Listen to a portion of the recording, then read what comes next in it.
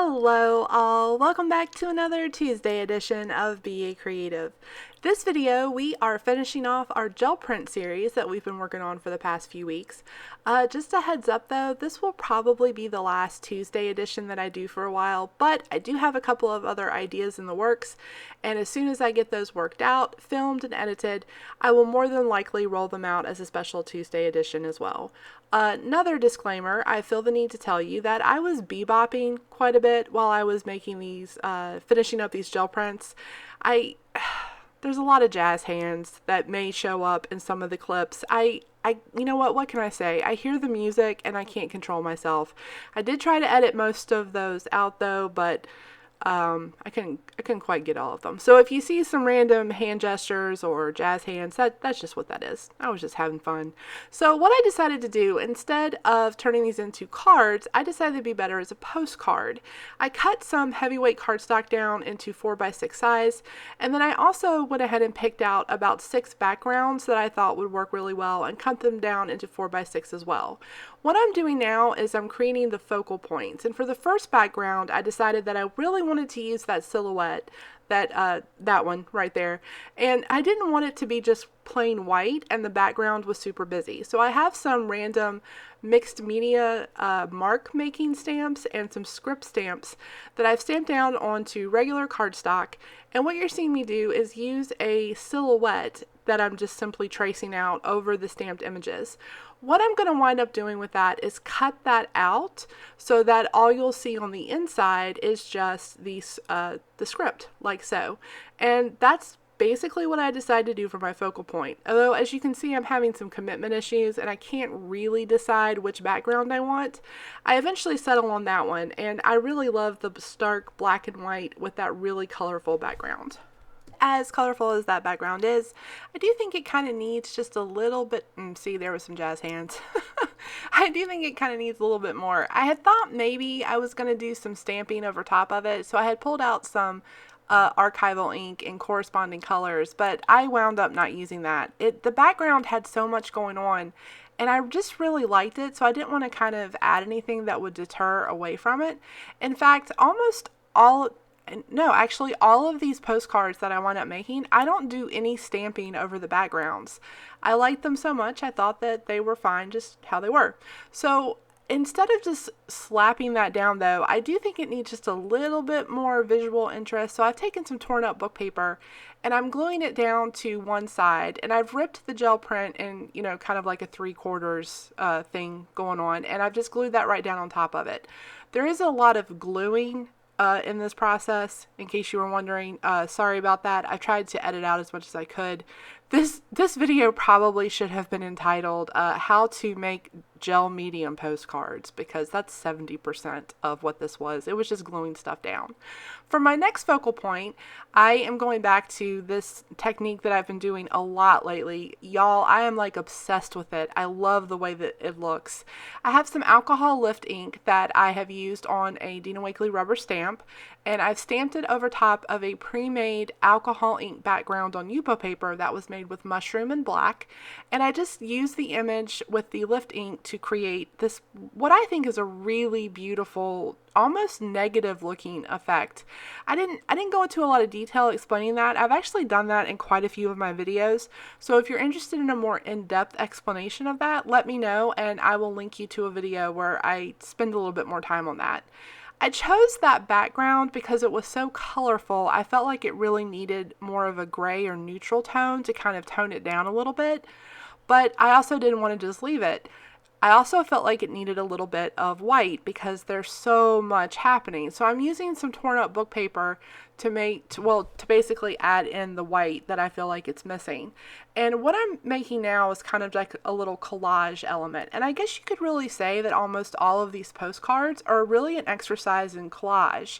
I'm tearing up pieces of paper, using scraps from previous gel printing sessions, also ones that we did together over the past 2 weeks. And I'm building just a little collage element that eventually I'm going to run through the sewing machine and get glued down. Now I'm moving on to the third postcard. And again, this background, oh, I just loved it. I just loved it. But I did want to use my power color combo, which is Cheddar, Fuchsia, and Peacock. So I took a gel print that we made last week, cut out that orange segment that was in it, and just went over it with some Cheddar Scribble Stick. I'm going to start building my collage layers again. I'm trying to layer things on top of each other, and I'm being kind of cognizant that I do need to leave some space for a sentiment that I'm going to add later. So you can see I built everything up on the right side, and then at the last minute changed my mind and decided to put it on the left, which is typically my go-to be honest.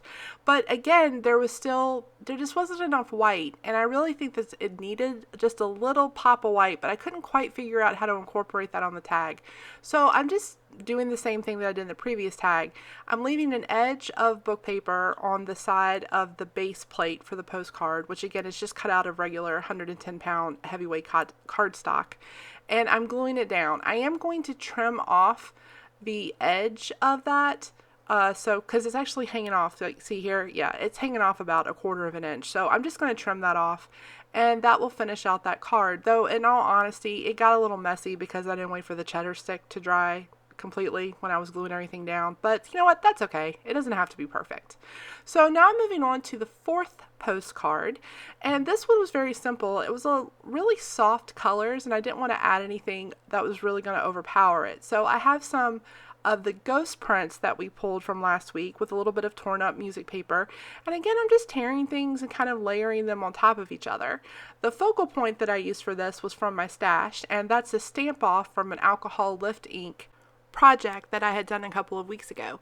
And I just needed to use it up. I realized while I was doing this, it's actually an excellent way to like bust through your stash. If you guys are like me, I save all my tiny little scraps of paper and stuff. And sometimes I just make focal points out of things and I have no intention of, I have like no plan to what to use it for. So this was a really good way to kind of use up some of the things that were in my little stash bucket, which was getting out of control. I did try to ink the edges of that with just a regular ink pad. As you can see, it didn't turn out so well. I'll fix that later. I will go around the edge of that with the Stabilo. So this one I think is probably my favorite. I took a Dina Wakley collage sheet. It was one of her 8x10s. I think it's an 8x10, and I only glued down the eyes and a little bit of the nose onto the base of the postcard. As you may recall, this was my favorite image that we did last week. I absolutely loved it, and I was really brave. I follow Megan Quinlan on Instagram. She is an amazing artist, and she has the habit of doing a lot of peekaboo and peek through and torn edges and stuff like that in her art journal. I have not been brave enough to try that, but I decided to be brave here and to do it. So I tore out the center because I really just wanted the eyes showing through. As you just saw, I just tore out the center, and then I'm going to glue it down right over top. And it's so simple. This took like maybe 5 minutes to do, and it's my favorite postcard out of all of them. Yep, see, I'm bebopping there again. Can't help it. I was listening to the Guardians of the Galaxy, and that's just a great soundtrack. I mean, really, can you blame me? Anyway, this is probably my favorite. I absolutely love how this one turned out. In fact, I'm thinking about maybe going back and making a whole like set of these in different colors, because when you tear stuff like this one, this background probably would have looked really good too if I had torn it. Anyway, so now as you can see, I ran that little collage element right through my sewing machine, and I need to get that down and build up the postcard. It needs some neutral, even though that the main focal point is a complete neutral. I still wanted to add just a stark contrast against that gray and that black. And I'm realizing that it really needs some white. This one is probably my least favorite, to be honest. I think I overworked it a little bit, and now that I'm watching the playback, jazz hands, now that I'm watching the, I'm sorry. Now that I'm watching the playback, I think that this probably could have looked a little bit better if I had added some white through a stencil before I started gluing everything down. But you know what? In this particular moment, I'm really caught up in the music. I'm just having fun, and I'm not putting a lot of thought into what I'm doing. I particularly enjoy collage. And like I mentioned earlier, there is almost no stamping on any of these backgrounds. So I think that something like this is a really good activity if you're starting out in the mixed media world and you don't have a lot of stamps yet. Maybe you were like me and would get super frustrated. I would get so frustrated watching YouTube videos and everyone was like, just use what you have. But you know what? I don't have anything because I'm just starting out and it is expensive and time consuming building up a craft supply. Anyway, it's also exhausting trying to constantly be creative and figure out how to replicate something that you watch from a YouTube video from random household supplies. I mean, come on. There's only so much you can do with an egg carton and hot glue unless you're some type of craft MacGyver, which I certainly am not. So anyway, I apologize for the tangent. I was very mindful of that as I was going through this. And collage, which brings me back to my original point, boom, there's my one allotted boom. I just came full circle. Collage is a great way to still create mixed media, especially if you don't have a lot of supplies. Speaking of not a lot of supplies, this background was one of my other favorites. I just absolutely loved it. So I didn't want to cover it up either. And I really think that sometimes less is more, especially in mixed media. So I just have a random stamp. I think that's a Tim Holtz stamp. I'm almost positive that's a Tim Holtz stamp. You know what? Check the description box below for a list of the full supplies. Man, I'm getting good at that. I've stamped the image with StazOn ink over some regular plain collage paper. I used collage paper instead of deli paper because I wanted, well, okay, basically I didn't want the background to eat my focal point. And if I had used regular deli paper, it would have disintegrated too much, and I was worried that it would have just blended into the background and you wouldn't have been able to see it. So regular collage paper, which is typically thicker than deli paper, it doesn't disappear as much, and you can kind of see the outline. I'm not always a fan of the outline, but for the style that this background was done in, I thought it really worked. So I did let these dry for a full 24 hours. So this is the next day. As you can see, my nails are painted. I got bored. I did let them dry because they were starting to bow a little bit. So I just ran them through my die cutter with regular plates to flatten them back out. Took a postcard stamp, stamped it literally on the back, and then just drew a line. So these are all of our finished postcards. I love that. I think that one's so pretty. And you know what? I don't know that I would have liked it as much if I had added stamping. This one is my favorite. Oh my gosh, I'm totally going to make a whole set of those. I loved how that turned out. This one is really pretty too. I like that one. That's probably like my third favorite. I don't know why I have the tendency to rank everything. That's weird. I'm sorry. But this one, This one is not so great. You know what? And I'll own that, but that's okay. Not everything we do has to come out perfect.